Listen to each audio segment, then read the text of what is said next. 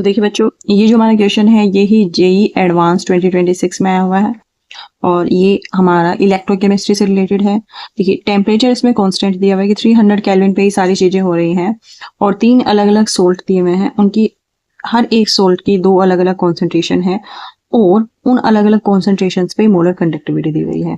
फिर इसने बोला है कि अगर saturated aqueous solution of AgCl की कंडक्टिविटी इतनी है तो आपको बताना है इसकी सोल्युबिलिटी अगर x है तो आपको log x इनवर्स बताना है। log का बेस हम इन्होंने लिया है 10।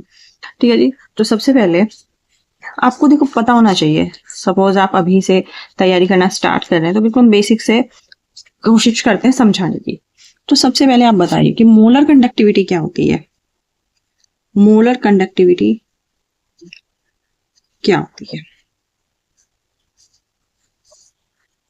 देखो, अगर 1 मोल लें हम, 1 मोल ऑफ इलेक्ट्रोलाइट लें, ये आयंस फर्निश करेगा सॉल्यूशन में और जो इन आयंस की जो कंडक्टिविटी होगी उसी को हम क्या बोलते हैं? Molar conductivity. ठीक है। और इसको हम डिनोट करते हैं लैम्डा एम से और ये इज इक्वल टू होती है कापा अपॉन सी। कापा यहाँ पे है कंडक्टिविटी और सी यहाँ पे है कॉन्सेंट्रेशन और कॉन्सेंट्रेशन हम यहाँ पे किस में ले रहे हैं? मोल पर लीटर में। और कंडक्टिविटी यहाँ पे ले रहे हैं हम सीमन। कंडक्टिविटी की क्या होती है यूनिट? सीमन या तो सेंटीमीटर इनवर्स या फिर सीमन मीटर इनवर्स, राइट? इस तरह से होती है। तो अगर मेरी कंडक्टिविटी की यूनिट सीमन सेंटीमीटर इनवर्स है तो मैं इस लीटर को, जो कॉन्सेंट्रेशन में मोल पर लीटर है, तो मैं इस लीटर को सेंटीमीटर क्यूब में चेंज कर दूंगी। तो उसको चेंज करने के लिए मुझे इसमें 1000 से मल्टीप्लाई करनी पड़ेगी। ठीक है।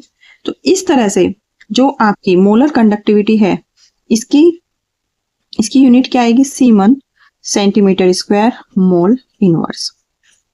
ठीक है जी। अब देखिए, और कापा इज इक्वल टू होता है, कापा कंडक्टिविटी को बोलते हैं। कंडक्टिविटी डिफाइन होती है जब आपको पैरामीटर स्पेसिफाई कर देते हैं। कंडक्टिविटी क्या होती है कि 1 यूनिट वॉल्यूम हो, 1 यूनिट वॉल्यूम हो और जो आपके इलेक्ट्रोड है 1 यूनिट ही डिस्टेंस पे प्लेस्ड हो और जो क्रॉस सेक्शन एरिया है वो कितना हो? वो भी 1 यूनिट स्क्वायर हो। ठीक है। जैसे कि सेंटीमीटर में है तो 1 सेंटीमीटर क्यूब आपका वॉल्यूम होना चाहिए, 1 सेंटीमीटर अपार्ट ये होना चाहिए और cross section area 1 centimetre square होना चाहिए। तो कापा इज इक्वल टू होता है 1/r L/A। आर की जो यूनिट है इसको हम बोलते हैं सीमन और यहाँ पे मीटर स्क्वायर तो यह जाएगा मीटर इनवर्स। अगर सेंटीमीटर स्क्वायर है तो सेंटीमीटर इनवर्स। इस तरह से इसकी यूनिट आ जाती है। तो चलिए अब हम क्वेश्चन पे चलते हैं हमारे। ठीक है। अब अलग अलग कॉन्सेंट्रेशन पे अलग अलग मोलर कंडक्टिविटी आपकी गिवन है। अब देखिए इसमें कंडक्टिविटी ऑफ AgCl दी हुई है, यानी कापा फॉर AgCl मेरा गिवन है जिसकी वैल्यू है मेरी 1.40 इंटू 10⁻⁻6 सीमन सेंटीमीटर इनवर्स। ठीक है। और सॉल्युबिलिटी दी है मेरी x मोल पर लीटर। ठीक है। यहां से मोलर कंडक्टिविटी मैं निकाल लूंगी तो मेरा आएगा kappa molar conductivity for AgCl, kappa of AgCl divide by solubility. अब देखिए ये सॉल्युबिलिटी मोल पर लीटर में है, इसको मुझे करना है किसमें? सेंटीमीटर क्यूब में। तो मैं ऊपर 10⁻³ से मल्टीप्लाई कर दूंगी। यूनिट मेरी सॉर्ट आउट हो गई। ठीक है। अब देखिए इसमें क्या क्या मुझे पता है। मुझे एस यानी सॉल्युबिलिटी की वैल्यू दी है x। बेसिकली मुझे ये x जानना है तो इसके लिए मुझे कापा पता होना चाहिए, वो तो मुझे गिवन है। और इसके लिए मुझे लैम्डा m भी पता होना चाहिए, वो गिवन नहीं है। उसके लिए इसने बोला है कि आप एज्यूम करो कि AgCl पूरी तरह से डिसोल्व हो जाता है और इसकी जो molar conductivity of saturated AgCl solution है कि जो ये वाली चीज है मोलर कंडक्टिविटी, ये वाली चीज है, ये इक्वल है लिमिटिंग मोलर कंडक्टिविटी, यानी कि लैम्डा m फॉर AgCl आप इक्वल मानो lambda m not for AgCl। Limiting molar conductivity इस तरह से इक्वल है। तो मैं ये वैल्यू निकाल लूंगी, ये वैल्यू यहाँ पुट करके मैं एक्स की वैल्यू निकाल लूंगी। ठीक है, अब मेरा यही काम रह गया है। अब आप एक चीज देखिए, इन तीनों से आप AgCl कैसे बनाएंगे? जब AgNO3 की रिएक्शन NaCl के साथ कराएंगे तो AgCl बन जाएगा। AgNO3 की रिएक्शन आप करवा दो NaCl से, तो आपका बनेगा, एक तो बनेगा AgCl, एक बनेगा NaNO3। तो lambda m nought for AgCl equal किसके होगा? देखो, lambda m nought for AgCl किसके होगा? This plus this minus this, यानी कि lambda m nought for AgNO3 plus lambda m nought for NaCl minus lambda m nought for NaNO3। इस तरह से होगा। ठीक है, अब ये सब निकालने के लिए ये वैल्यू भी पता होनी चाहिए। ये सब वैल्यू कैसे आएंगी आपकी? ये सब वैल्यू आएंगी इस डेटा से, और इस डेटा को यूज करने के लिए हम कौन सी इक्वेशन यूज करेंगे? हम यूज करेंगे आप हमारी डिबाइल हकल ओनसागर इक्वेशन। कौन सी इक्वेशन? डिबाइल हकल ओनसागर इक्वेशन, जो होती है lambda m is equal to lambda m naught minus a√c। Right, अब देखो अलग अलग कॉन्सेंट्रेशन पे हम ये वैल्यू पुट करेंगे, इनकी अलग अलग निकालेंगे। जैसे मैं निकालूं 4NaNO3, ठीक है, लैम्डा m देखिए 0.01 कॉन्सेंट्रेशन पे लैम्डा m कितना है? 111। तो लैम्डा m है 111, लैम्डा m नोट मुझे निकालना है माइनस a√c। पहली कॉन्सेंट्रेशन कितनी है? 0.01। ये हो जाएगा 111 is equal to lambda m naught minus a। इसका स्क्वायर रूट कितना आएगा? इसका स्क्वायर रूट आएगा 0.1।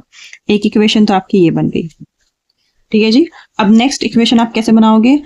0.04 मोलर कंसंट्रेशन पे कितनी है? 101। तो 101 lambda m naught minus a, और यहाँ पे कॉन्सेंट्रेशन कितने? 0.04। ये हो जाएगा 101 lambda m naught minus a, इसका स्क्वायर रूट आ जाएगा आपका 0.2। ये हो गई इक्वेशन 2। इक्वेशन 1 माइनस इक्वेशन 2 करो, इक्वेशन 1 माइनस इक्वेशन 2 करो, तो 111 माइनस 101 कितना हो जाएगा? 10 is equal to this minus इस करोगे, लैम्डा m नॉट तो खत्म हो जाएगा, ये बचेगा a 0.1, फिर माइनस, ये पहले से ही माइनस है तो माइनस माइनस प्लस a 0.2, ये हो जाएगा 10.2a माइनस 0.1a हो जाएगा आपका 0.1a। तो यहाँ से a की वैल्यू आपकी आएगी 100, क्योंकि 0.1 यहाँ डिवाइड में जाएगा और ऊपर 10 से मल्टीप्लाई होके a की वैल्यू आ गई 100। तो ये a की वैल्यू आप किसी भी इक्वेशन में रख दो, चाहे इक्वेशन 1 में रखो चाहे इक्वेशन 2 में रखो, तो लैम्डा m नॉट की वैल्यू आ जाएगी। तो a की वैल्यू मैं इक्वेशन 2 में रख देती हूँ, ये हो जाएगा 101, ये तो मुझे निकालना ही है, ये हो जाएगा 100 0.2। आगे हो जाएगा 101 लैम्डा m नॉट, ये 0.2 की वैल्यू जब आप 100 में मल्टीप्लाई करेंगे तो क्या आ जाएगा? ये माइनस 20 आ जाएगा। ठीक है, ये 20 इधर जाके क्या हो जाएगा? प्लस में हो जाएगा। तो लैम्डा m नॉट ये किसके लिए वैल्यू आई है? NaNO3 के लिए आई है, इसके लिए वैल्यू आ जाएगा आपकी 121। ठीक है जी, इसी तरह से आप NaCl के लिए निकालेंगे और AgNO3 के लिए निकालेंगे। इसी तरह से लैम्डा m नॉट NaCl के लिए जब आप निकालेंगे उसकी वैल्यू आपकी आएगी 127, और लैम्डा m नॉट AgNO3 के लिए भी निकालेंगे, सिंपली ऐसे ही निकल जाएगी हर चीज के लिए।